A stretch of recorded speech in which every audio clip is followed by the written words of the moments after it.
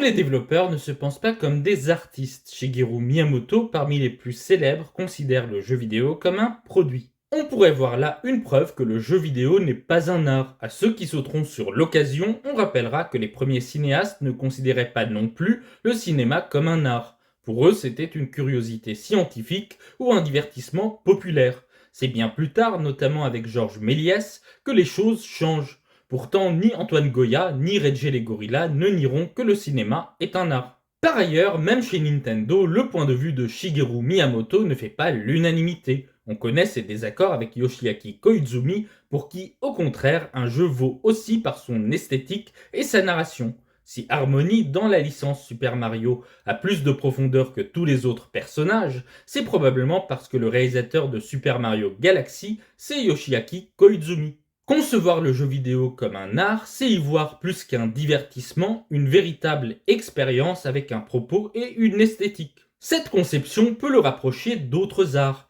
On pense à Hideo Kojima pour qui le cinéma est une influence importante. Chez lui, la création d'un jeu s'apparente à la réalisation d'un film.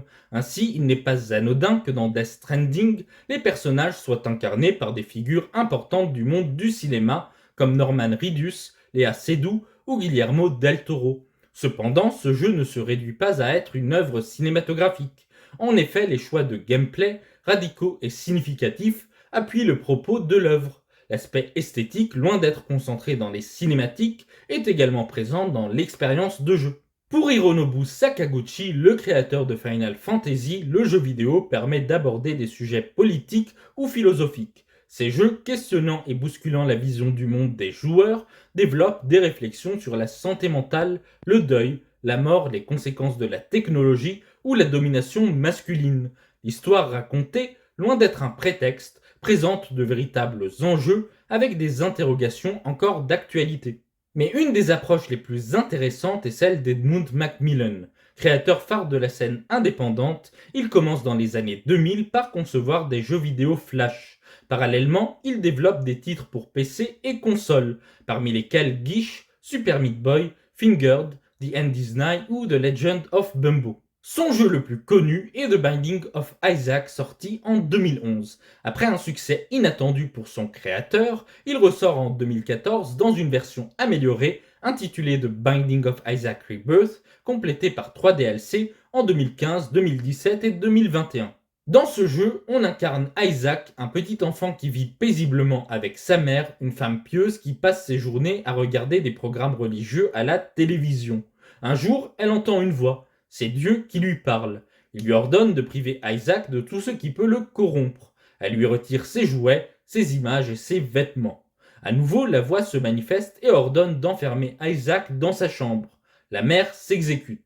Enfin, la voix ordonne le sacrifice d'Isaac. Alors celui-ci, pour sauver sa peau, ayant trouvé une trappe menant à la cave, s'enfuit.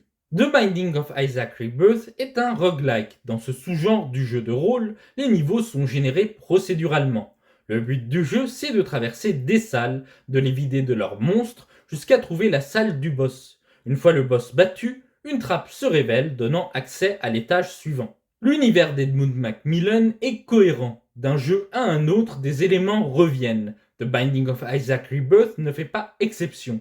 Des lieux, des objets, des ennemis et des personnages font référence à certaines de ses anciennes créations. On y retrouve Meat Boy et Bandage Girl, les protagonistes de Super Meat Boy, qui jouent le rôle de familiers, ainsi que Dr Fetus, l'antagoniste du même jeu sous forme d'objet. Certains boss sont issus de vieux jeux. C'est notamment le cas de Gish, protagoniste du premier succès du développeur.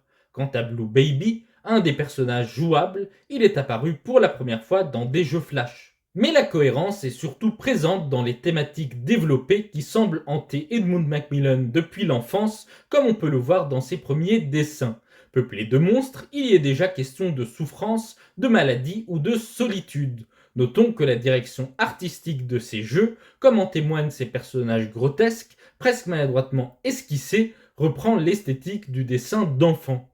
Ainsi, la création de jeux, chez lui, apparaît comme un besoin cathartique qui lui permet d'exprimer des choses ancrées dans une enfance difficile. The Binding of Isaac Rebirth est marqué par la souffrance. Isaac a grandi au sein d'une famille dysfonctionnelle, un cadre qui a gravement impacté sa santé physique et mentale. Son quotidien est rythmé par les violentes disputes de ses parents, deux figures défaillantes à l'origine de ses traumatismes. D'une part, il y a le père qui, à cause de ses addictions, videra toutes les économies de la famille. D'autre part, il y a la mère, une fanatique religieuse qui souffre de nombreux problèmes de santé. On comprend mieux pourquoi on trouve des seringues et des pilules dans le jeu. C'est très probablement ce que consomment les parents. La principale influence de The Binding of Isaac Rebirth, c'est The Legend of Zelda. Les deux jeux s'inscrivent dans l'enfance de leur créateur. Celle de Shigeru Miyamoto est marquée par l'exploration des environs de la maison familiale. C'est ce à quoi encourage The Legend of Zelda qui, dès 1986, pose certaines des bases de l'open world. Or, l'enfance d'Edmund Macmillan est plus sombre. It was a riff off of the original Legend of Zelda, so the dungeon structure was very familiar to me.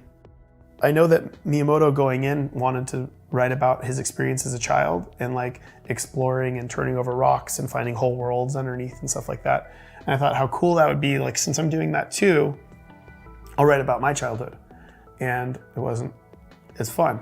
And Isaac est pensé comme un double d'Edmund Macmillan. C'est surtout visible dans son goût pour le dessin.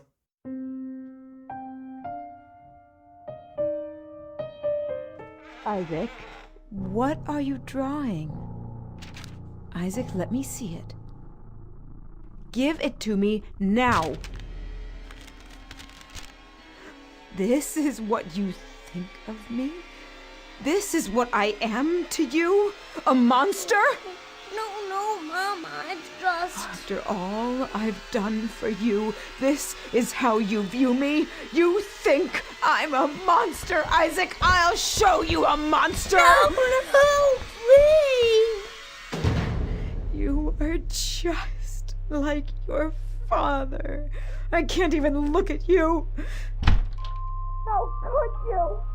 You are just like him. Ainsi, The Binding of Isaac Rebirth est parfois considéré comme un jeu autobiographique. C'est certes un reflet de la société américaine dont il traduit les failles. On y retrouve l'influence de la religion, les problèmes d'addiction, les violences intrafamiliales, le harcèlement scolaire, le rapport à l'argent ou la misère sociale. Mais ce sont avant tout des problèmes qu'Edmund Macmillan a connus, ayant lui-même grandi dans une famille dysfonctionnelle.